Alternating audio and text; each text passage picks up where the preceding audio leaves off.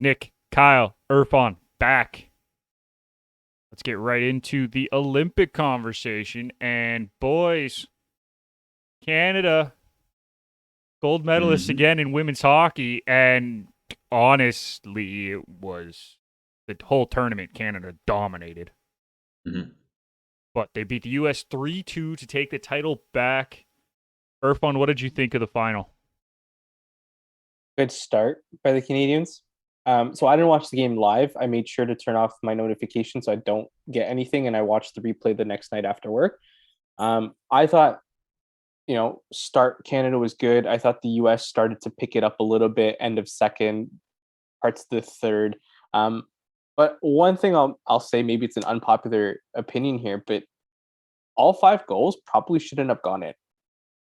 They were pretty I thought they were pretty scrappy. Like Mehdi Philippe Poulin's both shots, like they took a little bounce. I thought Sarah Nurse did a great job with setting the screen and then beating the goalie. Like I thought the American netminder let in some softies. I also thought like the first U.S. goal on the rush, they kind of like left the middle of the ice. I think Canada kept doing that throughout the game, was like trying to push it to the side, but then not following the skater in the middle of the ice. And then obviously the second American goal, it's everyone's kind of overloading in front of the net or Yeah. crashing the net. So I mean, yeah, all five goals, they were scrappy, but I think other than that, it was good hitting, it was good passing. I mean, you kind of see who the elite players on the Canadian national team are, as well as the American national team.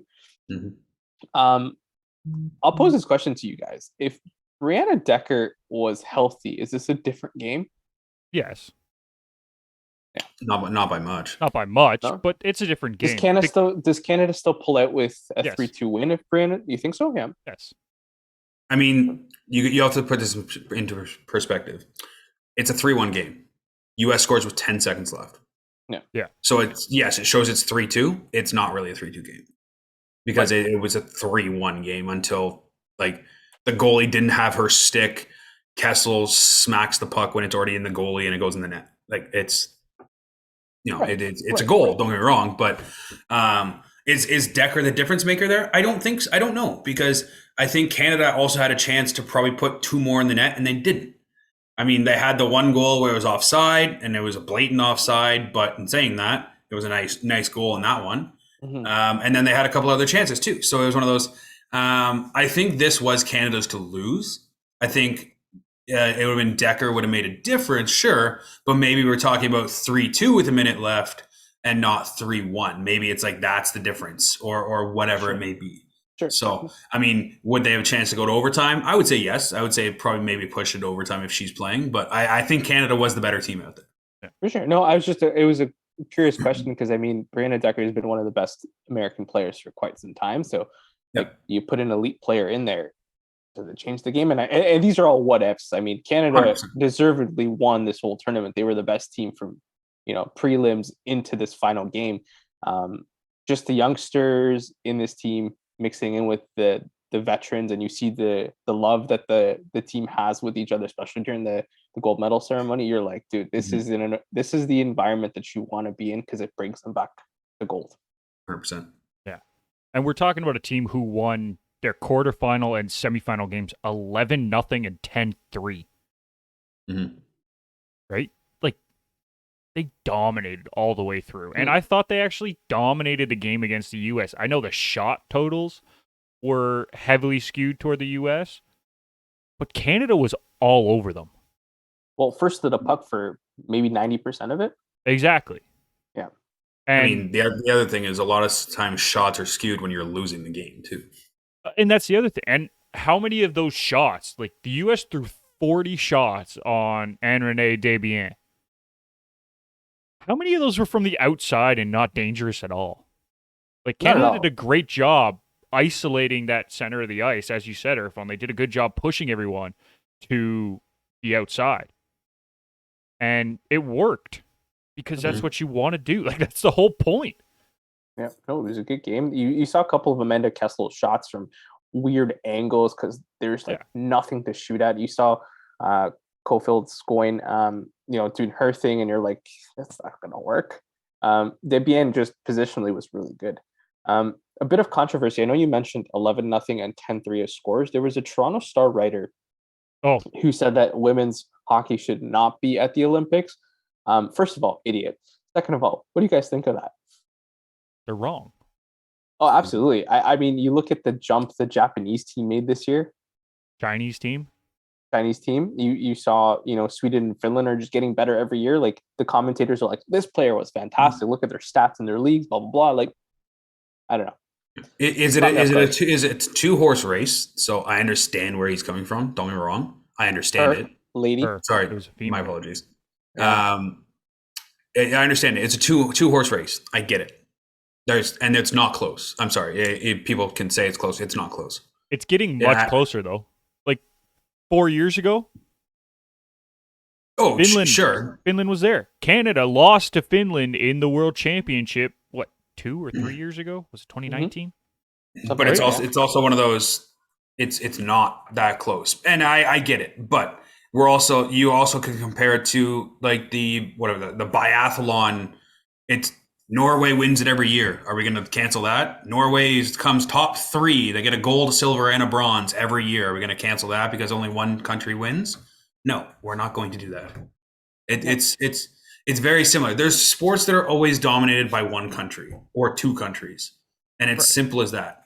It's just, I would have said before, could women's ice hockey be what curling is now, where curling was dominated by a couple of countries previously, and now all of a sudden there's other countries that are now competing with it and beating those post-champion countries. Mm-hmm. I think there's a chance, but it's got a long way to go. Yeah. And I think in the next couple of Olympics, it's still going to be Canada, US most likely for the gold. But I think there'll be a lot more teams either in the quarters or playing for the bronze or whatever it may be. And maybe it's not a 10-0 game. Maybe it's a 5-3 game. And all of a sudden we're talking about, hey, yeah, it was a good game. It was a close game. I mean, it's little steps like that have to be taken to prolong the game. But here's the other thing. Can I just quickly throw something in? Yeah, go for it. We're talking about how big the gap is, Kyle, right? Between Canada, US, and then everyone else. The US won both their quarterfinal and semifinal matchups against Czech Republic and Finland 4-1. Mm-hmm. They weren't winning 12-0. They weren't winning 10-0. They weren't putting up double-digit points. Right? Well, the US struggled through the majority of the tournament. They didn't really blow anybody out. Right. But that's my point, is that like Canada was so dominant in this tournament from start to finish. And yes, you can take that into account. But this Finnish squad, who Canada blew out 11-0 or something, or 11-1 in the first game, was very good. They won bronze. There's a reason for that. They are a good team, and they are built to compete. And I'm not denying that, but are you honestly going to say that they're even close to the same on par as US and Canada? No. Not on par, but they're pushing, but not enough to cancel the whole tournament. No, and so I'm not saying cancel. Yeah. I never said cancel the tournament, but it's one of those. No, I'm just saying, going back to the start of the topic. Yeah. No, I think the biggest thing is when they're saying cancel a tournament, you could probably have a 4 or 5 team tournament and get the same outcome. Right. I think is what he's saying, or she's saying. Sorry, my apologies. Yeah. I think is what they're saying is. You could have 4, 5, 6 teams maybe, and you're going to get the same outcome with the same teams in the quarterfinals, same teams in the semifinals. And I think that's what they're saying is it doesn't need to be an Olympic sport because realistically, there's not a full world of teams that are actually going to be competing at the games. That's what I'm trying. Obviously, I'm trying no. Devil's advocate right now, but no, and that's fine. And I think the argument ends up being is you look at the incremental improvements from every other country. They understand what they need to do. The Canadian women's team, they spent an entire year together, and now you're hearing that's the next step for a lot of these European countries to do the exact same thing to build that cohesiveness. So maybe in 4 to 8 years we're going to have closer competitions, but well, I think the biggest thing is investment. That's the biggest thing. And it's coming. Like the Finnish national team is investing into women's hockey. So are the Swedes. So are the Japanese now, because they've recognized that it's a sport that a lot of the younger athletes are following, right? Yeah. I mean, I'll give you an example. Like the U.S. men's national team and the Mexican national team dominated the Gold Cup era for how long? Like the whole CONCACAF. And now you see Canada. Now you see Panama. Now you see El Salvador. Now you see Honduras. Jamaica's playing well with Mikel Antonio out there. But that it took what 15 years for that to happen. So I can see this happening in women's soccer. It doesn't necessarily say like I'm just really irritated with the writer, but it doesn't necessarily say just scrap the sport. It's like, but people sit and watch it. People want to see Canada and the US play in a finals. Like that's some juicy stuff, right? Well, and it goes back to women's sports as a whole, right? It's like in order for them to grow, they have to be invested, and that's the biggest thing. And how it's do starting. Exactly. I was gonna say, how do you invest if it's not being shown? Like, how do you rationalize putting money into it if these athletes aren't getting any airtime? They're not being seen by anybody. Like, you have to have a international stage for it to happen. Well, and that's the catch-22 is the biggest thing is, right, if they're not getting the airtime and they're not getting, national broadcasting, who's going to invest? And I think it's going to come down to people investing has got to be either country investing in it themselves, or it's got to be somebody who has a love for the sport and wants to see it grow and has money and is willing to invest in something like that, because you're not going to get people who think of return that are going to invest in this. It's just not enough return at the moment. That's the biggest thing. Right. I mean, but if there's any proof of the numbers watching the gold medal game, NBC came out with that number of 3 point something. It's higher than any NHL game this entire year. Mm. So there is numbers, there is viewership. I think you're right. It's just somebody has to be like, let's invest. It can't just be like small pockets of people. It has to be at a bigger scale. And it's got to be on the league level too. It can't just be the national level. It's got to be the league level too. I mean, and I'm not going to get into it right now. We can have a chat for another time. But the women's leagues have to figure it out and figure out how to come together and actually make a legitimate league rather than two rebel leagues that are, well, we don't have the best players, but we have our players. You have to. You literally just showed the best players playing for each country got record numbers for views. If you have the best players playing for teams, chances are you're going to get more views. Right. Sorry, just simple as that. Well, did you see the numbers? Like, the number of people watching in the U.S. was incredible. Yeah, 100%. So how do you grow the game? You let them play on TV. Well, they have to come together as a group, because there's no way somebody's going to support either one of like the leagues that are. Yeah, no, that was a topic that I actually wanted to bring up, and I want to know, like, we need to grow the game more at a professional level, not an international level. The international game is big enough, right? And it's growing across all of these nations, as we said, Japan, China, huge tournaments, right? The Czech Republic looked very, very good, right? Mm-hmm. Finland, Sweden, obviously, we know what they are, right? Like, there has been good progress made at for all of these teams. Yeah. The international level isn't the biggest concern right now. It's the professional level, especially here in North America, where we have two different leagues. I don't even think you can technically call the Dream Gap Tour a league, right? No, it's not. It's a rebel tournament, basically. It's a tournament. It's a tour, right? They're going around like the PGA Tour does. No. It's not a league. And we're now at the point where we have the PHF and the Dream Gap Tour. And they're taking viewership away from each other. And you're not having the top players play against each other. Right? They're all over. And that's a problem. Well, and that's what people want. They want to see the best players go up against the best players. They don't want to see, well, this person has, is up and coming. It's like, sure, you want to see up and coming players, but you also want to see the best of the best. Yeah. And it's a problem. It's a huge problem. And they need to get that figured out if they really want to take women's hockey to the next level. They need a centralized North American league as opposed 100%. To two opposing leagues at this point. Right. And I think that's more of an internal issue right now versus trying to figure out the foundations. But it'll come. I mean, fingers crossed for that. I think it'll come. Just it's taking some time. Fingers crossed, because they need it. I think they really do need it. Mm-hmm. I think if they have a proper league and they get those air times that Kyle keeps talking about, I could see myself and a lot of other fans just being like, we're waking up for this game. We're watching this game. This is a thing. This is a big game. Well, if it's in North America, they can put it at good times and we don't have to wake up early, okay? Like, you don't have to wake up at 7 a.m. to watch it. But no, I agree. Like, I could see us just if on like a Thursday, Friday, or whatever, just hanging out, putting the game on and just chilling, right? Like that's what we do for the NHL now. We don't like focus on it all the time. It's usually on in the background most of the time for us, right? And that's fine. That's how sports can be. And that's how it should be. Yeah. But even then, for these ones, like I feel like you'd actually want to watch them because you don't see it very often. The NHL eventually gets boring after a while, but like women's hockey, you don't see it all the time. It's something new. It's really, to be honest, it's something you see every 4 years at the Olympics. That's the only time you see it.